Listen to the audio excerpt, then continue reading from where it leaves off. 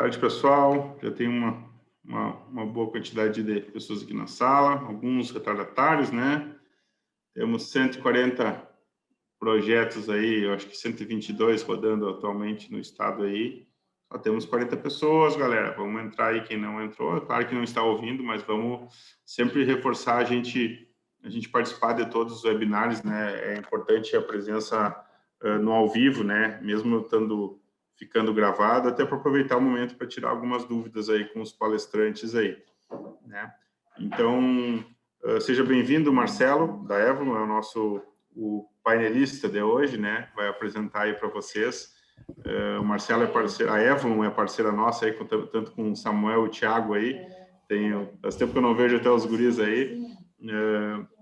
São nossos parceiros já há um ano, mais ou menos, eu acho, né, Marcela, que vocês estão participando com a gente Sim. aí, fazendo palestras, tudo, mentorias, reuniões. Então, obrigado pela essa parceria aí. É assim que a gente consegue construir o Co-Creation, com a ajuda de todos, né? Principalmente do pessoal que doa o seu tempo gratuitamente. Então, isso é muito bom para a gente conseguir fazer essa rede aí. Então, galera, aproveitem a palestra, vou deixar o Marcelo se apresentar, iniciar. Se tiver alguma dúvida, Marcelo, só gritar aí que eu estou na escuta aqui, beleza? Show, valeu. Valeu, boa webinar aí. Gente, boa tarde para todo mundo. Meu nome é Marcelo, deixa eu ver aqui. Eu sou o CTO da Evolo, sou cofundador da Evolo junto com o Samuel. Tá? A Evolo é uma empresa, uma fábrica de software que já vai fazer 3 anos. Nós estamos aqui na Palhoça, e só que somos uma fábrica de software com uma pegada um pouco diferente. Temos clientes desde Enterprise, como Queires, como a Unimed, e também estamos agora com um modelo de negócio focado em startups, para ajudar a que os projetos possam sair do papel.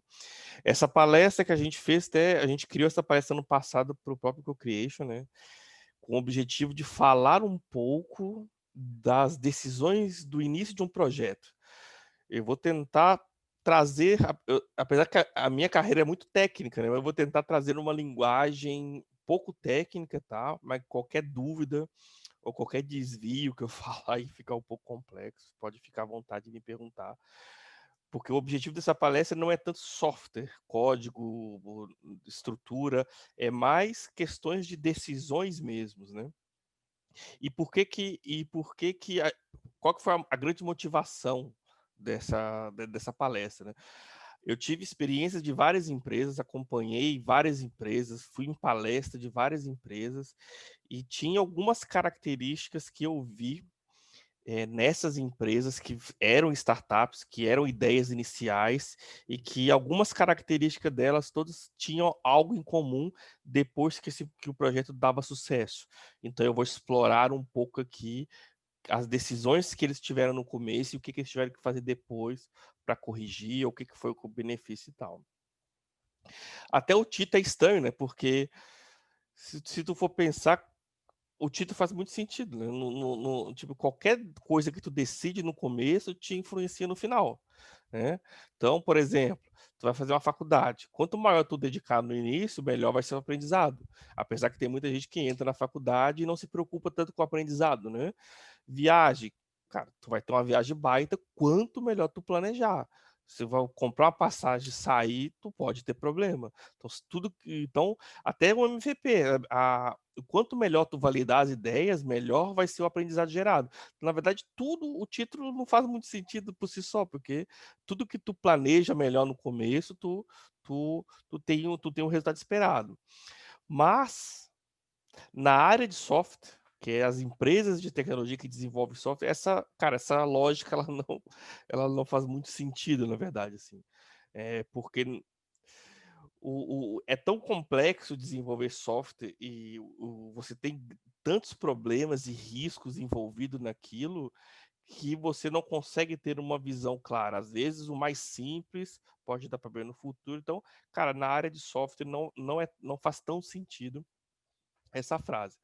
Eu tô, cara, eu até perco, acho que faz 20 anos que eu tô na área de desenvolvimento de software, desde 99, eu acho, tá?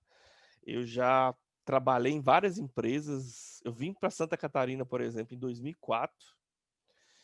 E desde quando eu cheguei em Santa Catarina, eu já trabalhei em Itajaí, já trabalhei em Blumenau, já trabalhei em Florianópolis, aqui na Palhoça. Então, eu já trabalhei em algumas empresas nessas cidades. Então, eu consegui, já morei em Joinville. Então, eu consegui vivenciar sistemas e projetos sendo feitos de diversas formas possíveis. Eu já vi software bem feito, eu já vi software mal feito. Já trabalhei em empresas, por exemplo, que o time gastava 50% do tempo corrigindo bugs. Então, tu pega aí uma empresa, sei lá, com 30 desenvolvedores e metade deles só estão corrigindo só erro de sistema, não estão gerando valor, estão corrigindo problemas que foram gerados há tempos atrás. Eu já vi sistemas que foram mal projetados, sistemas que foram muito bem projetados, sistemas que foram muito bem projetados e não funcionaram, sistemas que foram mal projetados e funcionaram. Então, assim, eu consegui ter uma experiência um pouco ampla, apesar de não ser tão profunda nas empresas que eu passei, porque na maioria eu era apenas um desenvolvedor, às vezes júnior, às vezes pleno, às vezes sênior, mas eu consegui vivenciar e ter um pouco dessa experiência, né? E o ponto mais crítico para a gente é que empresas de software não dão importância ao software. Isso é uma coisa que eu vi muitas vezes. O que isso significa? Eu tive a experiência de estar em empresas que o produto principal era um sistema, por exemplo, e o time de desenvolvimento não era o principal time da empresa. Por exemplo, o principal foco da empresa era a venda. Então, não se importava tanto em como que o software era desenvolvido, porque a qualidade não era tão importante. O que importava era vender, vender, vender, vender, vender. E o vender, vender, vender pode gerar muito problema. Então, para as empresas de software, e eu posso trazer um pouco aqui para startup, as empresas que dependem de uma tecnologia, sem a tecnologia inviabiliza o negócio da empresa. Um exemplo, iFood. O iFood depende do aplicativo. Se o aplicativo não funcionar, não tem empresa. Eles vão ter que ter uma outra forma. Então, para as empresas que dependem da tecnologia de fato, isso tem que ser o mais importante, porque isso é o que o cliente, é a cara do cliente. Então, isso tem que ter um foco principal. E eu vi muitas empresas que não davam importância, simplesmente. O sistema era o menor dos problemas, tá? Mas por que isso? A resposta, no caso, ela não é tão simples, ela depende muito, né? Então, por exemplo, muito do SaaS hoje é uma arquitetura vamos dizer assim, de plataforma que é a mais utilizada, né? Existe dois modelos clássicos quando você pensa em desenvolvimento de software, vamos dizer assim. Eu quero, por exemplo, existia muito, um órgão público comprava um sistema. Tinha um sistema de uma empresa que era uma intranet. Esses sistemas eram feitos específico para um público específico. Aí eu vou instalar o sistema dentro do Co-Creation, só para as pessoas que fazem parte do Co-Creation. Então você tem um modelo que pode atender essa demanda, porque é uma demanda controlada e tal. E existe um modelo que tu faz um sistema para atender uma demanda muito alta. Por exemplo, Netflix, que é uma demanda gigantesca. E eles vendem serviço. Então, tu paga R$ 1 por mês e tu tem acesso à plataforma. E essa arquitetura a gente chama de SaaS, que é software como serviço, né? Então, você tem um sistema para todo mundo e cada um paga um ticket e usa esse sistema. Conta Azul é um SaaS, o iFood, então todos você paga, mas é um software só pronto para todas as pessoas, né? O outro exemplo que não é um SaaS, por exemplo, um sistema de padaria. Quando o cara compra um sistema de caixa, por exemplo, o cara abre uma padaria, ele vai comprar um software de caixa para faturar. Esse sistema não é um SaaS, porque ele está lá instalado lá dentro da empresa, ele é específico para aquela empresa. Então, essa é a característica. O SaaS é um sistema focado em serviço, né? Você tem um software só e todo mundo utiliza aquele software. E a maioria dos SaaS, eles vendem os MVPs, onde o objetivo era validar uma ideia de forma rápida e que tenha o menor custo e não fazer o software bem feito. Isso é muito comum. E provavelmente muitos de vocês estão pensando nisso. Eu tenho uma ideia, eu vou precisar de um sistema, eu quero atender uma grande demanda, eu vou precisar de um SaaS. Eu quero, cara, eu quero reutilizar esse sistema para todo mundo. Mas eu tenho uma ideia, e na maioria das vezes as pessoas que têm ideia não têm o investimento necessário para se construir um produto de software de alta qualidade. Neste momento, talvez nem faça sentido você construir um produto de alta qualidade, um software de alta qualidade, porque o primeiro objetivo do MVP é você validar a tua ideia. Então, não se preocupa com software, porque se você se preocupa em validar a ideia, né? Então, e tá certo. Na verdade, não tem nenhum problema nisso, porque se a ideia não faz sentido, tu não gastou tantos recursos assim. Então, tu foca sempre em validar a ideia. Primeiro vai entrar no mercado para ter receber. Então, que a ideia de você criar um MVP, de fazer o mínimo possível, o mais fácil possível, para validar a ideia, está perfeitamente correto e é a linha que o mercado utiliza, tá? Faz sentido? Faz muito sentido. Vou gastar muito dinheiro construindo um software que eu não sei se vai funcionar? Não faz sentido. Vou gastar 6 meses desenvolvendo um software que eu não sei se as pessoas vão comprar a ideia, não sei se tem concorrente, não faz sentido. Então, é totalmente aceitável essa linha. Cara, eu vou fazer o mínimo possível, o mais simples possível, para poder colocar a ideia no ar. Mas isso existe grandes armadilhas nisso. Eu vi uma vez uma palestra eu não me lembro se era do iFood ou se era do 99 Táxi, que eles tiveram uma ideia dentro de uma faculdade e, e tiveram a ideia, eles foram lá, juntaram as pessoas, construíram o sistema, aí o servidor era um computador na máquina do cara, na casa dele, aí eles apresentaram a ideia, colocaram para funcionar, a ideia começou a ganhar tração, cara, conseguiu um investidor aqui, um investidor ali, o que que aconteceu? Começou a aumentar. Eles testaram uma ideia, até então, cara, a ideia caiu no gosto, as pessoas gostaram e o negócio começou a acontecer, né? E às vezes a gente pega muito de surpresa que as coisas acontecem, né? A gente tem uma ideia, muitas ideias falham, mas na hora que pega, a gente começa a responder pelo aquilo que pegou. Então, a ideia dele começou a pegar, o servidor que eles construíram não dava mais conta. Começou a cair o sistema, então o pessoal ia fazer as compras, caía, não sei o que ela caía, e começou. É, é, só que daí você tem um dilema, que daí vai com esse ciclo que acontece. Quando você está valendo a ideia, uma das principais validações que tu tem é vender. Então você começa a focar na venda. Cara, eu tenho que vender, porque eu vendendo eu vou validar a minha ideia. Perfeito. Entra mais usuários do sistema. Mais usuário no sistema significa mais dinheiro. Cara, as pessoas estão comprando, as pessoas estão usando, já está caindo dinheiro na conta, mas também mais usuários. Se a sua ideia está dando sucesso, tu tem mais pessoas acessando, que você tem? Mais consumo de recurso. Existe, tá muito difundido, por exemplo, hoje, o conceito de cloud. Mas tudo no final é computador, é recurso, é memória e é processador. Não existe mágica, né? A única diferença que cloud, Google, Amazon é que você não precisa ter um computador dentro da tua casa. Mas no final das contas, você está pagando processador, está pagando memória, está pagando tudo que as pessoas estão utilizando. Quanto mais pessoas vão utilizando a tua ideia e o teu produto, maior é o consumo de recurso. Quanto você está consumindo mais recurso, começa a surgir problemas. O sistema começa a cair, cliente começa a reclamar, que é muito comum. No SaaS, o primeiro conceito do SaaS foi você ter um software para todo mundo. Vai começar a ter cliente, eu queria que meu botão fosse azul. Eu queria que o título aqui te trocasse de letra. As pessoas começam a querer as coisas um pouco diferentes. E você começa a consumir mais memória, vai aumentando recurso. Então, começa a surgir os problemas naturais de qualquer sistema de computação. Quanto mais usuário tu tem, mais recurso tu tem, mais problema tu tem. E o custo disso dispara, porque a infraestrutura fica mais caro. O que que acontece?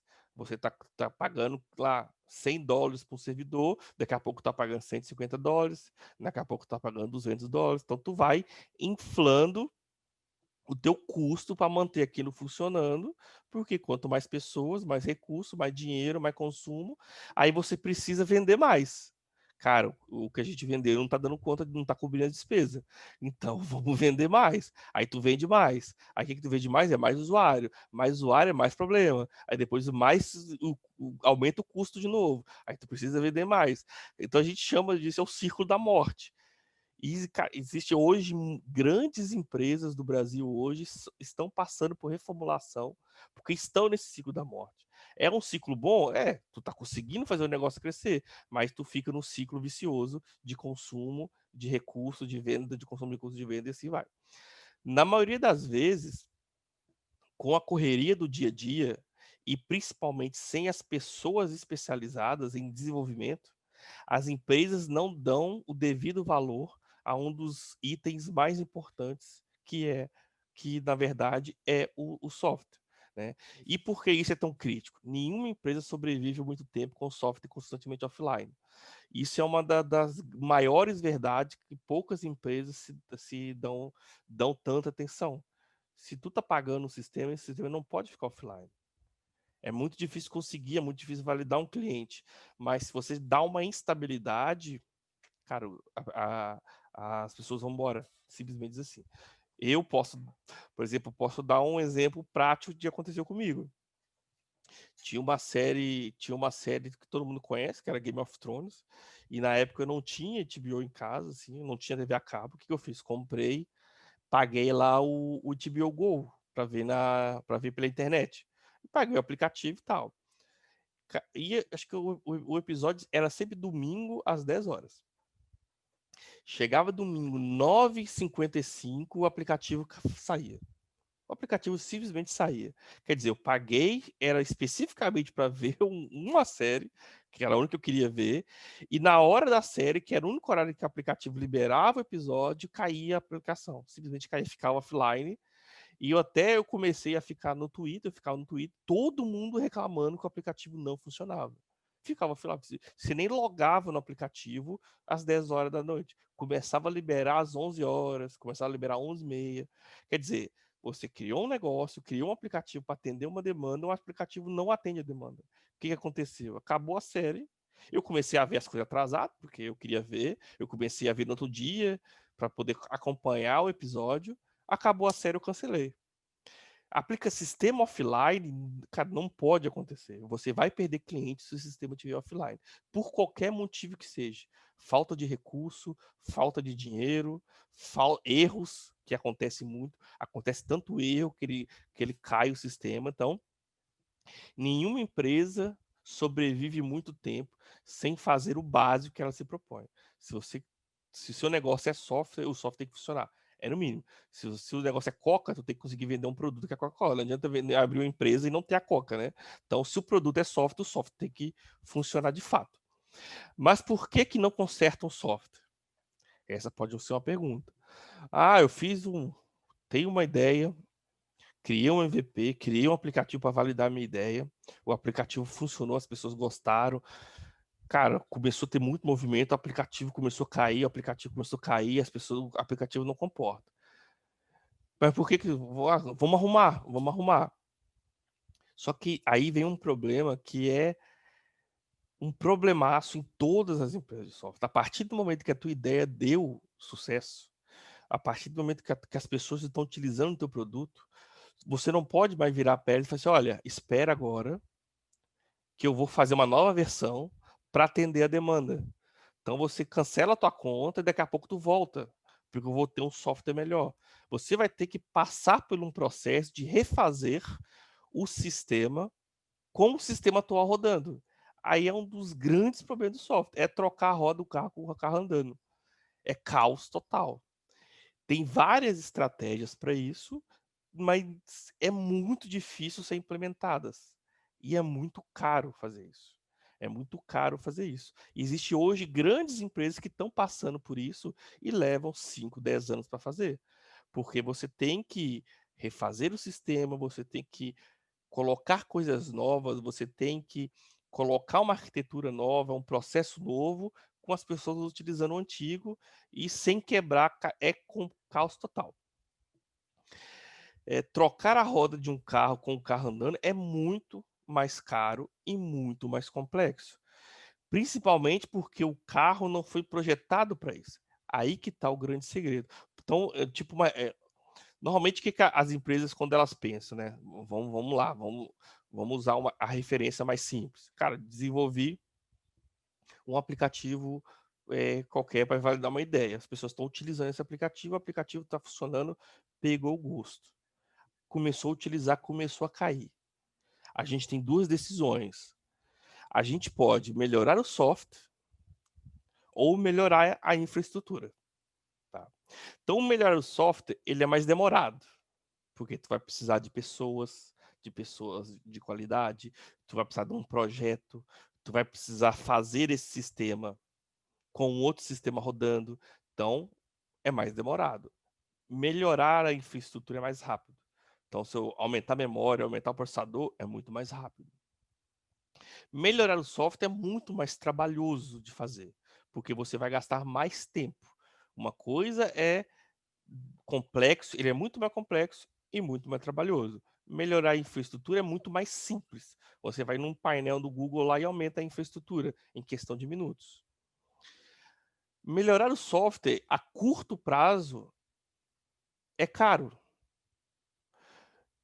Melhorar a infraestrutura a curto prazo é mais barato. Por que é caro melhorar o software? Tu precisa de profissionais. Hoje, vamos dizer assim, a carreira de desenvolvimento de software é uma das carreiras mais caras que tem, né? É a linha de profissional que recebe um valor considerável hoje comparado a outras profissões do Brasil. Então é muito caro você montar um time para poder fazer uma melhoria no teu produto, visando que tu não pode contratar um programador qualquer, porque tu quer fazer um negócio bem feito para atender uma grande demanda.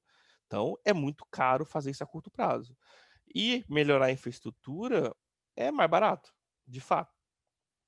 Só que a solução definitiva a longo prazo, se tu melhorar o software, você resolve o problema a longo prazo. Que daí, e a infraestrutura, ela gera problemas a longo prazo, porque você não vai conseguir colocar dinheiro o tempo inteiro.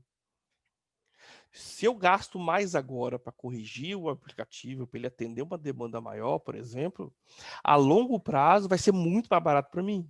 Porque eu resolvo o meu problema de tecnologia e o meu custo de infraestrutura tende até a diminuir, ou tende a se manter estável, vamos dizer assim. Se você coloca dinheiro em infraestrutura, ela vai se tornar inviável uma hora, porque talvez o teu custo de infraestrutura vai ser muito mais caro do que a tua receita, porque a maioria ainda dos sistemas de cloud cobra em dólar, né? Então ainda você varia de acordo com o dólar. O dólar caro do jeito que está hoje, a infraestrutura se torna muito cara. Então sempre quando tu deu a ideia, tu deu certo a ideia, tu vai cair nesse negócio. Cara, eu preciso arrumar meu software, né? Eu vou para infra, eu vou para a melhoria do software. Muita gente vai para infraestrutura. Algumas empresas fazem os dois. E talvez as empresas hoje que faturam muito, ela coloca dinheiro na infra para poder manter as coisas rodando, enquanto outros times estão fazendo a correção da aplicação, tá? O objetivo aqui não é falar que todo mundo está errado, mas sim colocar um ponto importante a se pensar. Nenhuma decisão é errada, na minha visão. Todas as decisões, as certas, as boas, as ruins, elas fazem muito sentido no momento do projeto, com a experiência do time, com a experiência do empreendedor. Não tem ideia errada, porque a gente está sempre focando em diminuir o risco. Então, não tem projeto errado. O ponto importante que eu trago nessa visão é: e se eu projetar o carro, por exemplo? Focando aqui, o cara está trocando o carro. Por que é difícil trocar o carro, trocar a roda com o carro andando? Porque o carro não foi projetado para isso. Então, se eu projetar o carro para poder trocar a roda com ele andando, mesmo que não construa o melhor carro do mundo, será que eu não diminuiria o risco do projeto? O que isso quer dizer? Entendo que inicialmente não se tem muito dinheiro para fazer o melhor software, mas poderíamos criar um projeto de software que utiliza uma arquitetura específica para que o sistema seja possíveis alterações de forma simples e que otimize custos. O que eu quero trazer com isso? algumas decisões que a gente pode tomar quando a gente está fazendo o aplicativo e que não tem um custo tão alto, que eu não vou fazer um software perfeito. Eu não vou fazer um software por demanda, eu vou fazer o mais simples possível para me validar uma ideia. Mas se amanhã isso der certo, eu consigo rapidamente fazer uma melhoria de performance, porque eu vou deixar ele, eu vou utilizar a arquitetura ideal, ou vou fazer o projeto correto, preparando aquele projeto para o futuro. Então, algumas soluções que pode ser utilizadas no projeto, elas já deixam preparado para que você cresça. Por exemplo, um outro paralelo que eu posso colocar. Eu tô criando um projeto para construir um prédio de 20 andares, tá? Mas eu não tenho dinheiro. Cara, eu quero fazer um prédio de negócio, de business, que eu vou colocar um monte de empresa, vou colocar um co-creation lá dentro. Cara, é um baita projeto, mas cara, eu tenho que trazer investidores, eu não tenho muito dinheiro. Mas a fachada é diferente, é tudo diferente. Aí eu tenho uma decisão. Só que o que eu vou fazer? Eu vou fazer o primeiro andar. Eu vou fazer o primeiro andar e vou colocar a ideia para funcionar e ver se cola. Eu posso fazer o primeiro andar com uma base um pouco mais sólida, ou eu posso fazer o primeiro andar de madeira. Eu tenho pouco dinheiro, eu tenho que decidir. Eu posso fazer uma estrutura de concreto, mas fazer só um andar, uma coisa mais barata, ou eu vou fazer de madeira. Aí vamos dizer que esse projeto dá certo, cara. As pessoas começam aí, a cafeteria tá lotando. Cara, vou colocar o segundo andar. Cara, eu comecei de madeira, então eu vou fazer o segundo andar de madeira. A minha ideia era um prédio de 20 andares, só que eu construí inicialmente com uma estrutura de madeira. Ela vai ter um limite. Vai muito na linha que a minha decisão, ela tem um limite. Eu vou ter que, em algum momento, destruir tudo e reconstruir do zero. Se eu decidisse, por exemplo, no começo, fazer uma estrutura forte, eu vou colocar base de concreto. Mas o primeiro andar eu vou fazer bem simples. Mas a estrutura vai ser uma estrutura já pronta para que eu possa ter o próximo. Quando eu fizer o próximo, já vou fazer uma estrutura para ter o próximo. Então, eu vou preparando as estruturas bases para que o prédio possa ser construído, mesmo eu fazendo degrau por degrau, item por item, conforme as coisas vão sendo evoluídas. Quando você, quando você olha para o lado do aplicativo, para o lado de um sistema, para o lado, principalmente do aplicativo, que hoje é muito difundido, você pode ter um projeto um pouco mais elaborado, com baixo custo, que vai te possibilitar crescer sem refazer. Este é o grande ponto. E é o grande ponto que as pessoas, muitas das empresas que eu vivenciei, não se preocuparam com isso. De fato, levando um pouco mais para o lado da tecnologia, utilizaram, por exemplo, uma linguagem errada, uma tecnologia errada, que a tecnologia atenderia aquilo que eles precisavam, só que para uma grande massa aquela tecnologia não ajuda. Aí tem que trocar a tecnologia, aí tem que refazer tudo novamente. Então, esse é o tipo de decisão lá no começo que, cara, você pode pensar melhor em estar preparado para aquilo que vai vir, evitar que você passe 10 anos reconstruindo um sistema com ele rodando, né? Com essa decisão, a implementação continua sendo simples. Cara, eu não quero dificultar, eu não quero aumentar o meu escopo, eu não quero fazer nada. Eu quero continuar tudo muito simples. Mas faz parte de uma estratégia que viabiliza a evolução. É eu construir um carro que eu pudesse trocar a roda andando. Era o mesmo carro, só que esse carro está preparado lá para que se eu quisesse trocar a roda com ele andando, eu iria trocar sem precisar desmontar o carro. Algumas coisas que eu trouxe aqui, por exemplo, que são coisas que eu escutei muito em algumas empresas. Tipo, não subestime a complexidade do software. Eu escuto isso às vezes até hoje, por exemplo. Preciso desenvolver um sistema que colete dados das redes sociais e gere vários gráficos. É simples demais. Não é tão simples assim. Preciso fazer um aplicativo que consiga interagir com uma máquina para vender um produto. É só fazer um if. Não é tão simples assim. São alguns cadastros e gráficos. Tranquilo demais. O que nunca se subestime algo que tu precisa fazer, porque software de longe uma coisa simples de fazer, né? E eu escuto muito isso, às vezes até jogadas, por exemplo, que a gente percebe cara, eu tenho uma ideia, mas eu não tenho dinheiro, cara, eu vou levar para uma linguagem muito simples para ver se eu consigo desenvolver. Nenhum software simples, né? Já escutei muito, cara, fazer uma rede social igual o Facebook. O Facebook é simples, tem uma telinha lá e tem uma empresa que fatura bilhões de dólares por ano, não é simples fazer um Facebook. E muita gente acha que é simples, né? Então, nunca subestime um sistema, um aplicativo. É muito simples, só fazer um aplicativo. Não é simples, né? Quando for iniciar um desenvolvimento, não construa um time somente com desenvolvedor pleno e júnior. Isso acontece muito, que a gente viu em muitas startups que fazem isso.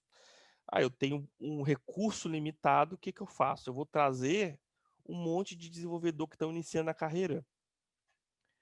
Eles vão conseguir fazer um software? Vão. Só que qual que é a diferença de um júnior, de um pleno, de um sênior? Qual que é a diferença de um profissional iniciante, de um profissional experiente? É que normalmente as pessoas mais experientes, elas sabem atalhos, elas sabem já uma melhor tecnologia, uma melhor forma de fazer o software. Um desenvolvedor iniciando a carreira, ele pode conseguir fazer um software de um certo nível de complexidade. Ele pode até conseguir fazer um sistema complexo de uma forma muito simples, mas que provavelmente aquele sistema pode gerar problema no futuro, né? Então, evite. Vamos montar um time com 12 júniors aqui que vai sair o software. Não vai. Porque além de um projeto de sistemas, um projeto de aplicativo, existe coisas que estão em volta do software que chama-se gestão de projetos, que chama o UX. Então, desenvolver o software não é só, eu quero desenvolver, eu tenho uma ideia que eu preciso de um aplicativo. Não é só o aplicativo que está dentro da estratégia. Para se desenvolver um aplicativo, por exemplo, na Evlo, a gente tem o UX, a gente tem gestor de projeto, a gente tem o desenvolvedor do aplicativo, mas aplicativo por si só ele não funciona sozinho. Você precisa de alguém para fazer o servidor. Todo aplicativo tem um servidor.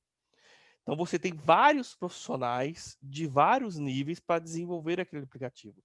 O usuário ele vê o aplicativo por si só. Por trás daquilo ali tem um ecossistema gigantesco com vários profissionais. Então não é só fazer, você consegue fazer um aplicativo só com o desenvolvedor, mas não é só o desenvolvedor para desenvolver um projeto, né? Você vai sempre precisar de várias skills no projeto de software, vamos dizer assim. Um dos pontos que para a gente é talvez o ponto principal é o que a gente chama de arquitetura, que vai muito do pensamento antes de fazer o aplicativo. Eu tive, nos anos das pessoas que eu conheci, eu vi muitos projetos, gente, eu tive uma ideia tal, a primeira coisa que a pessoa fazia, saía codificando. Eu fiz muito isso. Eu falei 200 ideias. Na maioria das vezes eu tinha uma ideia, eu saía codificando. Na maioria das vezes eu queria usar uma tecnologia nova para aprender uma coisa nova. Mas eu saía codificando, eu não pensava lá naquela base que vai mudar essa palestra, né? Eu não pensava no início o que eu queria, como eu ia fazer, como que vai funcionar. Então, a arquitetura para a gente é um dos itens que é principal para a gente se preparar para o futuro. Como que eu projeto, como que eu preparo o meu aplicativo para o futuro? Como que eu deixo o meu aplicativo pronto para amanhã eu ter 1 milhão de usuários? Quem vai te responder isso é um arquiteto de software. Ele vai saber, cara, vamos utilizar essa tecnologia, já coloca isso aqui lá no Google Cloud, vai ter um custozinho baixo aqui, porque o sistema vai ser pequeno, vamos utilizar essa estrutura, porque amanhã, se o negócio explodir, a gente rapidamente consegue atender a demanda e ir incrementando. Então, o arquiteto de software, a arquitetura de software, é que vai te ajudar a pensar no seu futuro e preparar aquele aplicativozinho simples para um futuro próximo, né? Então, é o que a gente chama aqui de arquitetura de software. Então, tem uma listinha aqui que é como fazer. A gente tem algumas dicas que a gente vem anotando, que é construa um MVP sem código. Cara, se tu tem uma ideia, precisa construir um aplicativo? Essa é uma pergunta. Você precisa ter, o software é o essencial para validar a tua ideia. Você não consegue validar a tua ideia sem fazer nada, sem fazer aplicativo nenhum. Por exemplo, a gente está rodando um projeto que a gente chama Evolyn Startup, que é uma linha de desenvolvimento de software focada em startups. Focada em startups. Era uma ideia que nós tivemos e a gente queria validar essa ideia e hoje a gente está validando essa ideia. Até hoje a gente não tem nenhuma ferramenta que auxilie a gente a isso. A gente sabe que nós vamos precisar um dia de um sistema onde a startup se cadastra, onde o desenvolvedor freelance se cadastra, onde a startup cadastra o projeto, fale e coloca o escopo, onde os desenvolvedores ficam interessados, a gente monte o time dentro dessa plataforma e o projeto se execute lá dentro. Porque o projeto é desenvolver software para startup, montando o time de freelance, com a Evolon sendo a gerenciadora do projeto. A gente não tem nenhum software, hoje a gente faz tudo com planilha. Tudo. Não perdemos tempo criando esse aplicativo, porque para a gente o aplicativo é o menor dos problemas. A gente precisa validar se a gente se tem mercado. Validar se essa ideia da gente funciona. Tá tudo com planilha. Então, a primeira avaliação é realmente precisa do aplicativo, precisa do software. Eu não consigo validar sem eu ter que escrever nada, sem eu ter que construir nada. Talvez um questionamento que é importante ser feito. Busque um desenvolvedor sênior. Eu preciso fazer um aplicativo, cara, sem o aplicativo a minha ideia não funciona. Cara, mas eu só posso contratar um dev para fazer um aplicativo. Tende a ir para o maior para o menor. Tente buscar um sênior primeiro. Ele vai ser um pouco mais caro do que um dev júnior, mas ele vai te economizar dinheiro a médio prazo. Ele vai fazer mais rápido, com a melhor qualidade, e tu vai ter menos risco do que tu colocar um júnior, por exemplo. O júnior vai conseguir fazer, vai funcionar, mas talvez ele não faça algo de tanta qualidade como o sênior, porque um júnior, o momento da carreira dele é diferente do momento da carreira do sênior. Então, não é uma questão que um sabe mais, outro sabe menos. É uma questão de momento de carreira. Não traga alguém para o board da empresa porque precisa de um desenvolvedor. Isso aqui é muito comum. Eu tenho uma ideia, só que eu não sou da área de tecnologia. Eu preciso desenvolver um aplicativo. O que eu faço? Eu arrumo um sócio para desenvolver o aplicativo. Quer dizer, eu dou a sociedade da minha ideia para alguém por ele ser o programador. Quanto mais sócio, é uma coisa que eu escuto muito principalmente do nosso advogado.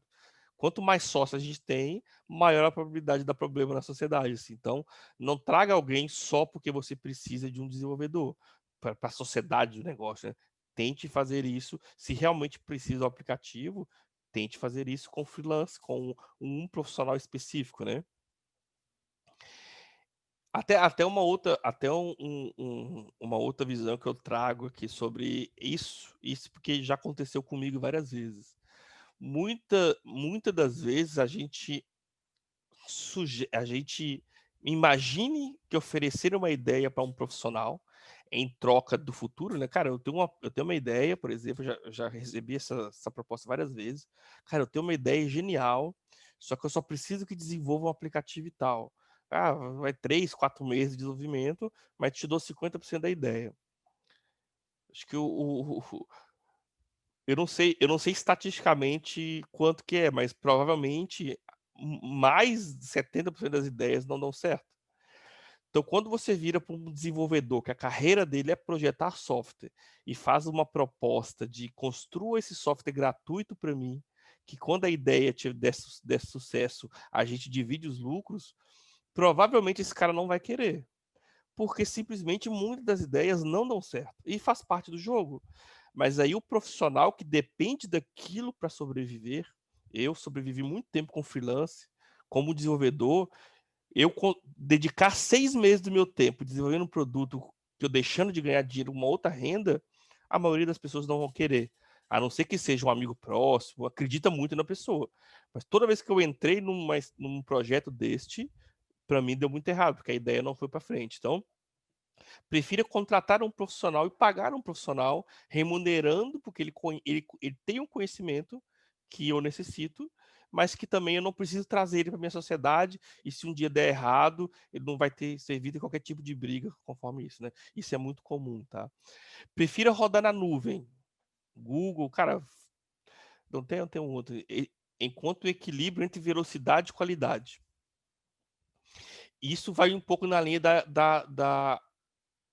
do o que a gente pode fazer, as decisões no começo que impactam o resultado. Às vezes eu não posso desenvolver um produto com muita qualidade, porque eu tenho baixo investimento. Mas se eu desenvolver de qualquer jeito, me gera muito problema no futuro.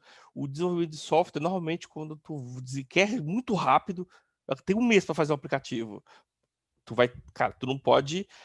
Se tu tem um prazo muito curto, tu tem que abrir mão de alguma coisa. Tu tem que abrir mão da qualidade. Dificilmente tu vai pedir para ser feito um aplicativo em 15 dias de alta qualidade. Não vai funcionar, porque uma coisa choca a outra. Quanto maior a qualidade tu precisa, maior o tempo tu necessita, ou e o maior investimento. Quanto menos tempo eu tenho, menos investimento eu tenho, eu abro inicialmente um pouco de mão da qualidade que eu preciso desse aplicativo. Mas aí é esse equilíbrio, essa decisão no início, desse equilíbrio que vai fazer diferença depois quando esse aplicativo estiver funcionando. Escolha rodar na nuvem, vai facilitar muito, principalmente quando as coisas crescerem, tu precisa colocar dinheiro no aplicativo. A nuvem hoje é muito simples. Ah, servidor interno, vou colocar na minha máquina. Eu vou comprar um servidor no Brasil, que é uma máquina física. Ela pode ser barata, mas tu vai ter que gastar com mão de obra das pessoas, poder fazer o trabalho do dia a dia, né? Então, o profissional, às vezes, é muito mais caro do que uma máquina dessa. Escolha a arquitetura ideal, aí vai que uma linha do arquiteto de software, né? Hoje em dia, SaaS se constrói muito em um conceito que a gente chama de microserviços. E o modelo, vários dos sistemas que eu falei que as pessoas passam 10 anos reconstruindo o sistema, eles fizeram, por exemplo, no modelo monolito, que a gente chama, e tiveram que refazer no modelo de microserviço. Um exemplo disso que aconteceu com o Netflix, por exemplo. O que é monolito? É um software só. O Netflix era um software. Era um software. O mesmo software que o cara que tu logava. Então, tu abria o Netflix, abria a tela de login. Então, o serviço que logava era o mesmo sistema que o serviço que via o vídeo. Igual o Excel. Por exemplo, o Excel é um aplicativo. Tu abre um exe, um aplicativo Excel é um monolito. É um software inteiro. Se o Excel cair, a janela some da tela. Então, quando a gente fala monolito, é um software, é uma aplicação, é um código-fonte, tu desenvolveu tudo ali, aquele é um sistema na internet, e se ele cair, ninguém acessa nada. Então, o Netflix, ele foi um monolito de fato, quando foi desenvolvido. O que aconteceu? Com o sucesso do Netflix, as pessoas vendo muito filmes, o Netflix caía por muito acesso. Quando alguém tá. Imagina, por exemplo, lançou uma série lá do Grey's Anatomy, por exemplo. Todo mundo foi ver a série, Netflix caía. Eu que tô aqui tentando me cadastrar no Netflix para ver, eu não conseguia me cadastrar. Pô, cara, mas não tá offline. Mas não foi as pessoas que estão cadastrando que derrubaram o aplicativo, são as pessoas que estão vendo o filme. Mas como é um software só, eu deixo todo mundo offline. Então, o Netflix foi construído em monolito. Muitas empresas no Brasil foram construídas em cima dessa arquitetura, porque era mais barata, é a estratégia mais simples de fazer, eu faço tudo ali, eu testo a minha ideia, então se escolher esse modelo. Aí o que a Netflix fez? Mudou para microserviço. O conceito mais simples de microserviço é, em vez de eu ter um software, eu tenho 200. Então, eu tenho um pedacinho que vê vídeo. Eu tenho um pedacinho dele que faz cadastro. Eu tenho um pedacinho dele que me dá o catálogo. Eu divido ele em vários sisteminhas que conversam entre si. E se, cara, entrou lá Grey's Anatomy e derrubou o vídeo, cara, o cara que tá cadastrando aqui tá cadastrando normal. Porque é uma aplicaçãozinha pequenininha. Então, a arquitetura de microserviço, ela busca exatamente isso, dividir a tua ideia em vários sisteminhas pequenos para que tu tenha escala na cloud. Então, quando tu crescer, quando tu, por exemplo, sair de 1.000 usuários para 1 milhão de usuários, você vai conseguir atender muito mais a demanda usando a arquitetura ideal, que hoje a gente chama de microserviços. São pequenas aplicaçõezinhas que funcionam independente. Se alguém tiver alguma dúvida depois, vocês podem ficar à vontade para perguntar, tá? Estou tentando trazer uma linguagem mais simples, mas às vezes não é tão possível assim. Busque entender como o processo de desenvolvimento de software funciona. Se a tua ideia, se o teu negócio depende muito da tecnologia, sem a tecnologia, como tudo hoje depende da tecnologia, mas às vezes é um aplicativo. Cara, a base do meu sistema é um aplicativo, sem o aplicativo não vai funcionar. É importante que tu passe a entender um pouco de como é, não precisa entender como se programa um sistema, mas entender da engenharia. O que envolve criar um software, né? Quais os profissionais que eu preciso, o porquê daqueles profissionais, qual que é a diferença de ter um júnior sendo em pleno, qual que é a diferença de fazer um X, eu vou fazer um protótipo aqui, ou eu vou fazer um aplicativo sem fazer um protótipo. É bom entender isso até para a gente saber melhor aonde que a gente está entrando, porque desenvolver software não é barato, né? Testes unitários, eu vou pular essa parte aqui, tem testes unitários, porque é um pouco mais, vai muito no desenvolvimento da codificação, tá? Então, automatize processos, isso é uma coisa que também é um pouco já direcionado ao código-fonte, de fazer automatizações. Então, eu ia até tirar isso aqui, mas eu vou pular. Faça pequenas entregas, talvez isso aqui é a chave de uma boa decisão do início do projeto. Por exemplo, eu já teve uma empresa que eu trabalhei que eles começaram no monolito, por exemplo, e eles passaram a começar a fazer o sistema em microserviço. Só que o que eles fizeram? Montaram um time paralelo e ficaram 2 anos reescrevendo o sistema. Então, o sistema antigo continuou rodando, contrataram um monte de gente num projeto paralelo, e esse time ficou construindo esse novo sistema, do modelo novo, enquanto o outro time dava manutenção no modelo antigo. O que aconteceu? Depois de 2 anos, se gastou mais 1 ano corrigindo o problema. Porque você está num projeto fechado, então você está construindo um negócio aqui, só que esse negócio antigo está evoluindo. Esse negócio antigo está construindo coisas novas, porque os clientes estão pedindo. Então, na hora que tu passa 2 anos, tu vai precisar de atualizar muita coisa. Então, hoje, a melhor estratégia na hora que isso desenvolve produto, isso que nem é software, é o que eu posso fazer para eu fazer um pedacinho dele e entrega para o meu cliente. Cara, é o meu aplicativo de fazer pedido. Cara, eu tenho só o cadastro e pedido. Só isso. Ah, eu preciso de um relatório. Não tem. A minha ideia, minha primeira versão, tu cadastra e faz o pedido, não tem mais nada. Aí, daqui 15 dias, eu vou liberar uma função nova. Eu vou liberar que agora você pode ver o histórico do teu pedido. Aí daqui a 1 mês eu vou liberar que você pode fazer um pedido a partir do teu histórico. Então você vai incrementando e já colocando para o cara testar. Tu incrementa mais um pouco e coloca para o cara testar. Isso é um modelo de projeto hoje que pense menos em projeto e pense mais em produto.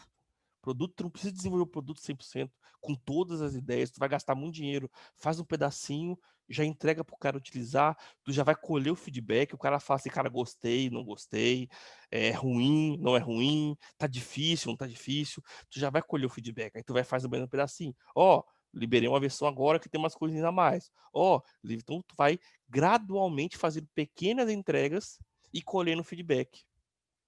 E isso para uma estratégia de produto, hoje em dia, cara, é uma das estratégias mais acertadas para que você não vai gastar tanto tempo vamos dizer, tanto tempo em funcionalidades que você nem sabe se os seus clientes vão utilizar. Faz uma por uma, gradual, e vai entregando aquilo, né? E o busque 80-20. O 80-20 cara, tente fazer 20% do que tu precisa fazer daquilo que gera o maior número de resultado. Então, se tua ideia é fazer pedido, cara, desenvolve o pedido. Eu tenho que fazer um BI, tenho que fazer um relatório, tenho que fazer... Cara, mas o que gera valor para ti é fazer o pedido. Faça o pedido primeiro, foca naquilo que dá mais resultado, que é o coração do teu sistema. As outras funcionalidades, as outras coisas que você precisa desenvolver em volta daquilo, faça depois. Foque sempre no menor valor, na menor quantidade de funcionalidades que geram maior valor para o teu negócio, né? Então é o conceito do 80-20. Com essas estratégias, quando um SaaS for um sucesso de venda, o software não será uma pedra no caminho, inviabilizando o negócio como um todo. Essas decisões no início podem ser a diferença entre sucesso e fracasso. Eu vi algumas empresas com muita dificuldade de se manter viável com problemas de sistema. Até mesmo na Avalon, nós tivemos alguns clientes que vieram conversar com a gente, porque o negócio cresceu de uma forma tão inesperada que tudo que eles projetaram não estava preparado para aquilo. E você começa a colocar dinheiro em infraestrutura e passa a se tornar um negócio viável. Você precisa encarecer muito o sistema. Então, o software pode inviabilizar o negócio. Se você depende do software, ele pode te inviabilizar, porque ele pode ser tão caro que você não vai conseguir concorrer. Então, algumas decisões lá no começo podem facilitar muito a tua vida no futuro. Então, é sempre a questão de risco.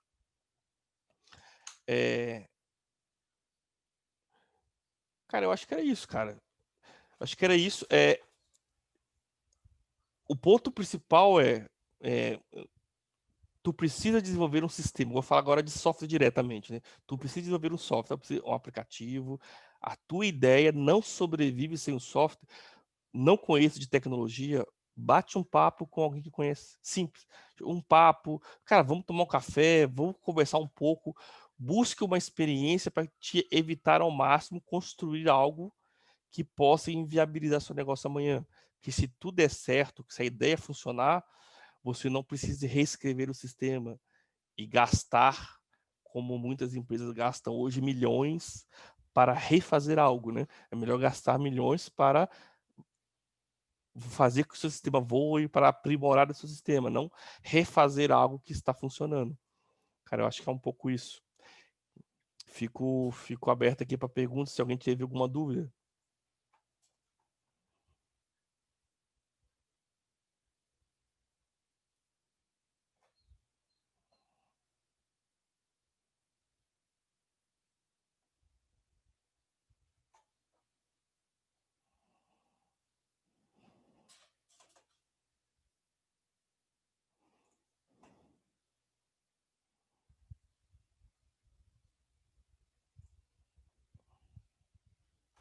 Cadê? Eu tô lendo as perguntas aqui.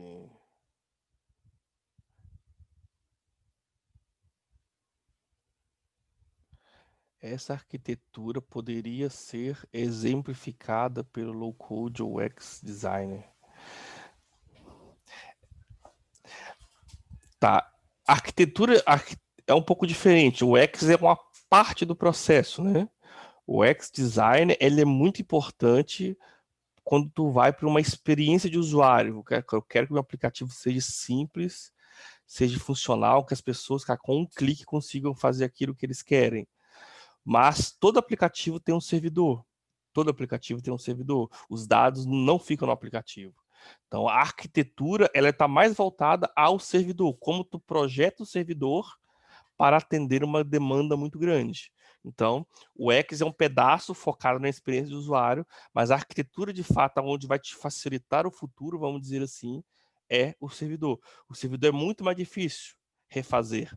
Um aplicativo, você até consegue reescrever um aplicativo, porque ele é uma parte do seu sistema, né? Ele é só aquilo que o cliente está utilizando, mas vamos dizer, toda a tua experiência, todas as regras de negócio estão todas dentro do servidor. Então, é mais voltado ao servidor mesmo. Microservice Low Code. Não, essa resposta eu não sei. Low Code.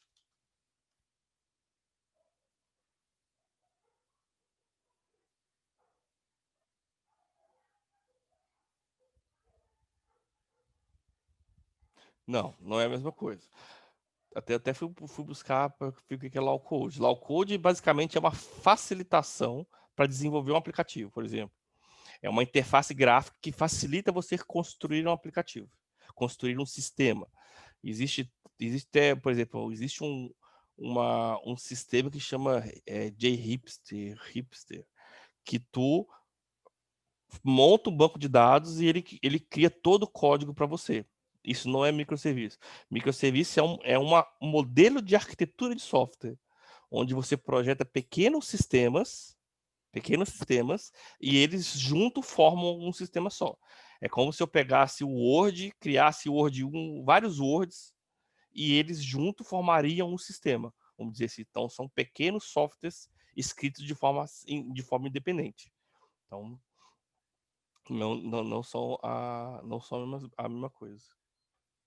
Mas alguém tem alguma pergunta?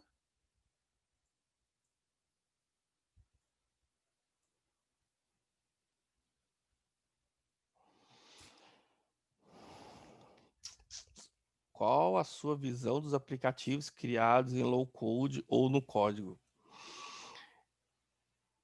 Bom, eu nunca utilizei, eu já utilizei geradores de código, mas eu particularmente, eu nunca utilizei isso para aplicativo. Eu já utilizei um gerador de código para web. Nunca fui muito fã, mas não é a minha especialidade em usuário, vamos dizer assim, em UX design ou foco em usuário, tá? Se você tem uma das grandes características quando tu pensa hoje, que é um pouco diferente como era antigamente, né? Que, cara, eu quero construir um aplicativo que seja fim, você tem que focar na usabilidade com o usuário. Você tem que pensar qual que é a melhor estratégia para você construir o aplicativo, qual que é o melhor componente, como tu pode desenhar uma tela que facilite o usuário a utilizar o aplicativo. Normalmente, os geradores de código não se preocupam com isso, porque eles vão construir em cima de um modelo. Eles não conseguem usar a melhor usabilidade para o cliente, porque o foco dele é construir código, não é focar em usabilidade. Então, essa é um pouco a visão. Talvez, se tu consiga gerar um aplicativo low code que ele atenda, que ele seja simples de ser utilizado, eu não vejo problema nenhum. Tu quer validar uma ideia em cima disso, também não vejo problema nenhum. Eu, particularmente, nunca fui fã, porque se tu começa um projeto para fazer um aplicativo, foca em usabilidade. O código fonte tu pode gerar, tu pode fazer na mão, pode fazer algo simples, foca num pequeno pedacinho, mas traz um X e foca em construir algo que vai facilitar a vida do usuário. Entendeu? Eu tenho certeza que se o cara usar o aplicativo e o aplicativo for muito simples, for muito fácil, cara, tu vai ter muito mais sucesso do que tu gerar algo mais rápido de uma forma que dificulte a vida do usuário, assim. Eu, particularmente, não sou muito fã de gerador de código.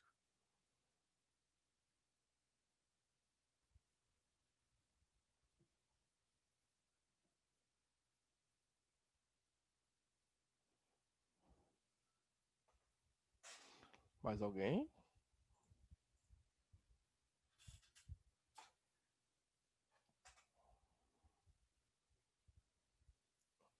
Tá, eu vou ler aqui mais uma pergunta. No momento, o meu software será quase todo executado no PC do usuário. Não há necessidade de nuvem. E serão dois servidores separados: o executável de interface gráfica e o executável principal, que é feito em Ruby. Fazer a interface gráfica em uma linguagem e o executável distinto seria uma gambiarra? Não, não, não, porque isso é um pouco vai um pouco da linha do conceito de microserviço, tá? Quando a gente fala que em microserviço você pode ter vários sistemas, por exemplo, tu vai ter um sistema com a interface gráfica, tu vai ter um sistema responsável por fazer o boleto, tu vai ter um sistema responsável por gerar um relatório, tu vai ter um sistema responsável por mandar SMS. Todos esses sistemas podem ser de linguagem diferente uma da outra. A linguagem, ela é uma ferramenta. A linguagem não é a solução de nenhuma tecnologia. A linguagem não vai solucionar o seu problema. O que soluciona o teu problema é a arquitetura, é a forma que tu projeta, não é a linguagem. Então, tu pode utilizar a melhor linguagem para o que tu precisa fazer. Então, não é gambiarra, é uma estratégia que é muito usual. Que é muito usual, tá? Não, então, não é gambiarra. Talvez a dica que eu te dou é, cara, tu precisa desenvolver algo que vai funcionar na nuvem, no computador do usuário. O mesmo sistema que tu coloca na nuvem, tu pode colocar no computador físico, computador local. Então, se tu fizer esse sistema, mesmo que vai funcionar na tua máquina, mas que ele também esteja pronto para funcionar na nuvem, essa é a decisão correta. Porque amanhã, se tu precisar colocar na nuvem, tu não tem que refazer ele. Essa é uma decisão que eu falo que a decisão no começo impacta lá no final. Cara, pode utilizar C Sharp, Ruby, Java, mas usa um framework específico que é o mesmo que tu vai te colocar na nuvem, que vai te dar escala. Então tu não vai precisar refazer o sistema. Tá? É uma decisão, no meu ver, perfeita.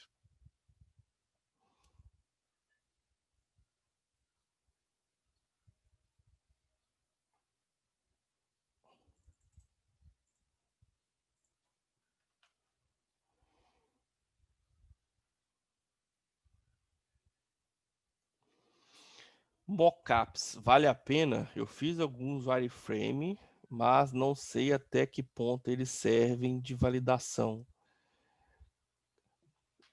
Cara, isso talvez... um daqueles itens que eu falei é, cara, tu pode validar a tua ideia sem construir nada. Talvez se tu conseguir criar um mockup e tu conseguir validar a ideia, vai depender muito da forma que tu bola para validar. Que estratégia você vai usar para validar a tua ideia usando o mockup? Eu acho que acho que é válido. Hoje em dia você consegue, por exemplo, criar mockups funcionais, criar protótipos funcionais. A Avalon, por exemplo, o time de UX da Avalon cria um mockups toda vez que a gente vai desenvolver um aplicativo, um front, nós criamos um mockup usual. A gente dá para o cliente navega. Ele consegue usar o aplicativo dentro de um mockup, dentro de um sistema que não tem nada, é só visualmente falando. Ele consegue ver a usabilidade. Aquilo a gente já tem validação daquilo, se a ideia funciona. Então, depende muito da tua estratégia de validação, mas ele funciona e depende mais da estratégia mesmo. Poderia dar uma ideia de valor para desenvolvimento de um aplicativo de software contratando programadores sênior? Ixi, agora tu me pegou, hein? Valor, ó, deixa eu tentar lembrar. Normalmente software é cobrado por hora, tá? Software é cobrado por hora. Então, aí você já consegue ver que, por exemplo, um programador sênior cobra uma hora diferente que um júnior, que cobra uma hora diferente que um pleno. Mas uma avaliação também. O sênior faz em menos tempo que um júnior. Então, talvez um aplicativo que um sênior demore 3 meses para fazer, um júnior demore 9. Então, acaba que o valor mais baixo que o júnior cobre, a longo prazo, no projeto inteiro, fique mais caro. Tá? Hoje em dia, depende muito. O mercado hoje está mega aquecido por falta de profissional. Então, existem empresas cobrando de tudo, R$ 300 a hora, R$ 200 a hora, R$ 100 a hora. Depende se você contrata com freelance, se você faz o projeto com freelance, se você faz o projeto com uma empresa, se faz o projeto com... Então, depende muito, assim. Então, você pode ter software hoje de projetos freelance que, sei lá, tem freelance que cobra 10, 20, 30 mil, projetos que vão sair por 100 mil, aplicativos que vão sair por 5 milhões. Depende muito, assim. Então, depende muito da que tipo de projeto que tu quer, o que tu precisa fazer, do tamanho do projeto e de que perfil profissional tu quer. Se tu quer freelance, tu quer uma empresa, aí o preço vai variar. Não tem um preço fechado, entendeu? Sugiro a conversar entrar em contato com o Samuel, conversar no Ever Startup. Tu vai ter uma ideia de qual seria um custo de um aplicativo, de um sistema. Mas não tem um valor fechado mesmo, depende muito. Ok, é que o Ruby é precário para interface gráfica. É a linguagem que estou aprendendo e usando para o núcleo do programa. É um programa que capta notícias em tempo real para investidores. Aí a interface será feita em C Sharp, com auxílio do Visual Studio, por um amigo. E isso está deixando fácil e rápido de montá-la. A sua função é quase só exibir uma tabela de notícia com uma fonte e o título aplicado, que abre a notícia no navegador. Cara, o Ruby, assim, o Ruby ele facilita muito desenvolver um sistema, tá? Mas tudo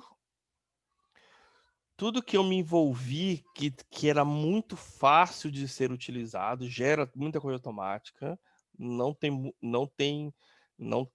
um bom resultado de qualidade de software, vamos dizer assim. Você pode fazer qualquer software com qualquer linguagem, tá? Qualquer software. Você pode fazer isso em Java, em C Sharp, .NET, não importa.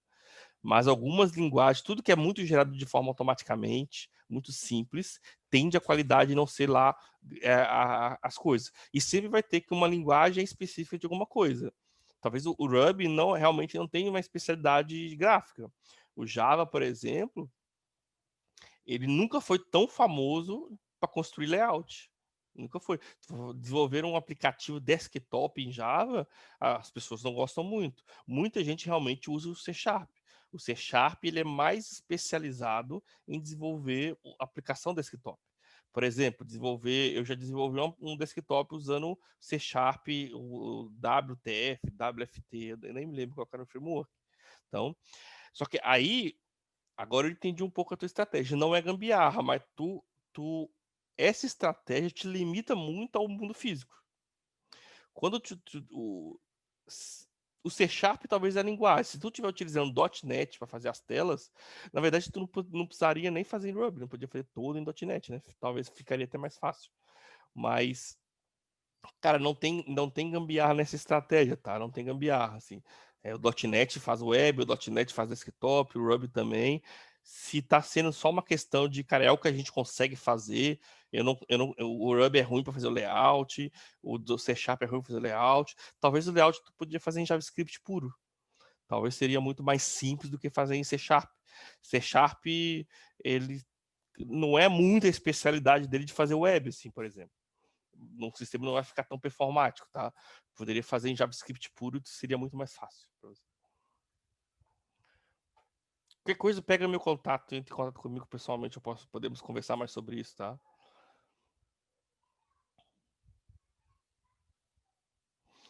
Beleza, 80% é Ruby, meu programa usa em torno de 25% de processador alto para a função que exerce, claro. É o Intel, papapá. Cara, aí tem contato comigo que a gente pode bater um papo sobre isso. Fica melhor para pegar umas peculiaridades melhor do que tu tá fazendo. Existe uma forma barata de automatizar o atendimento do WhatsApp Business? Cara, baita pergunta, não sei. O WhatsApp, eu nunca, eu já. É muito burocrático mexer com o WhatsApp, então, assim, cara, eu não sei. De fato, assim. Barato, na área de tecnologia, nada é barato, né? Então, qual a garantia que os profissionais sênior dão sobre a qualidade do produto final? Depende. É possível investir e não receber o resultado desejado? É possível. É possível. É possível, mas depende. Por exemplo, se tu buscar desenvolver um sistema com freelancer,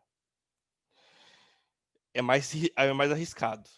É mais arriscado, porque existem muitos bons profissionais, sênior, júnior, pleno, e existe muitos profissionais que não são tão responsáveis, que trabalham com freelance. Existe também um desalinhamento de expectativas. Por exemplo, se não tiver desde o começo um alinhamento muito claro do que a gente quer, por exemplo, se tu não conseguir alinhar perfeitamente o que você deseja com o profissional, pode acontecer que ele te entregue algo que ele achou, mas que não era o que tu queria. Isso no freelance acontece muito e gera briga no final.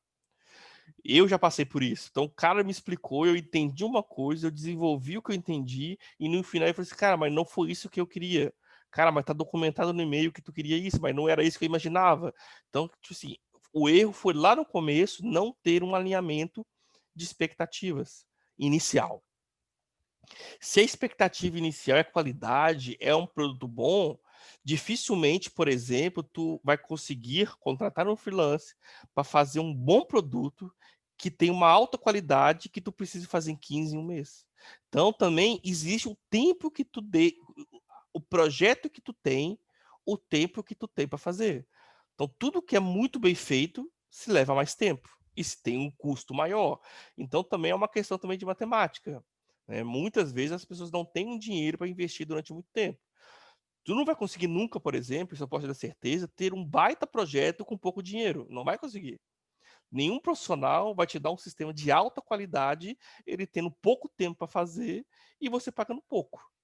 Então, talvez isso é é o que tu quer, a velocidade ou qualidade. Talvez nem as duas altas tu não vai conseguir. Tu tem que tentar chegar no meio termo. Se tu quer ter certeza que tu vai ter o projeto final bem feito, aí tu necessariamente tu vai ter que buscar também pessoas que consigam gerir o projeto, que consigam ser o intermédio entre você e o programador, que consigam tirar todas as dúvidas, definir corretamente o que que você quer, para onde que você vai, definir um escopo, detalhar o escopo, e o programador só vai se preocupar em desenvolver. Então, este meio de campo é importante para que tu tenha o resultado que tu espere, porque você tem pessoas fazendo software, mas você tem pessoas se preocupadas em entender o que tu quer, em fazer um projeto de execução e fazer as etapas corretamente para te atingir um objetivo final. Então, sempre desenvolvimento de software vai muito além de código-fonte. Não é só o código-fonte, né? Vai muito mais. Então, é possível, mas depende muito da estratégia que tu quer e com quem que tu quer contar no teu time para fazer. Marcelo, sobre as expectativas que você mencionou, seria então interessante documentar o MVP com o ML, por exemplo, para um projeto grande, documentar.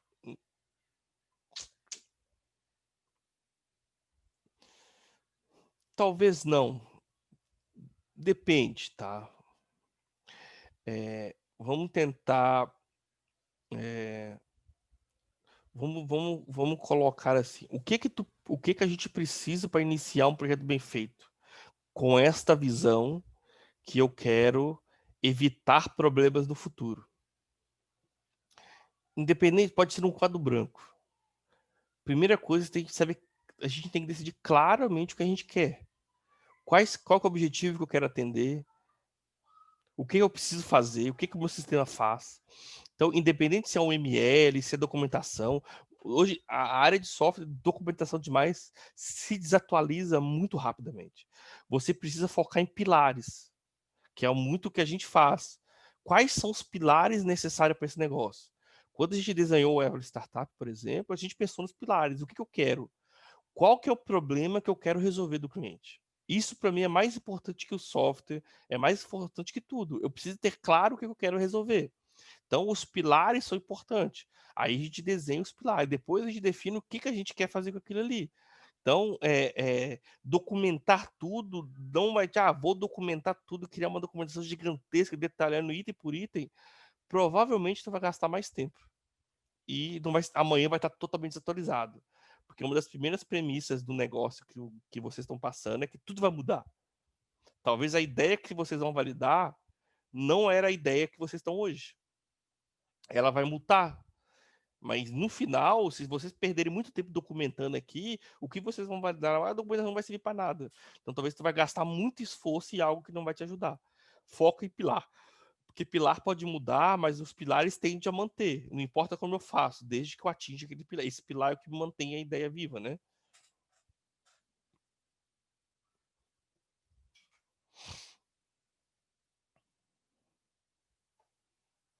Mais alguém?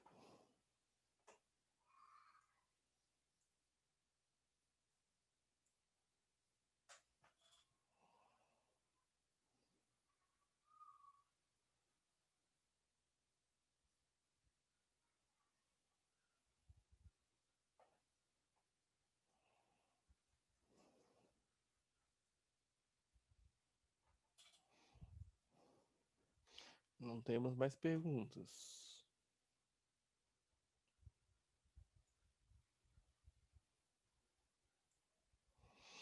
Gente, vocês têm meu contato no. Quem quiser me adicionar no LinkedIn, pode ficar à vontade.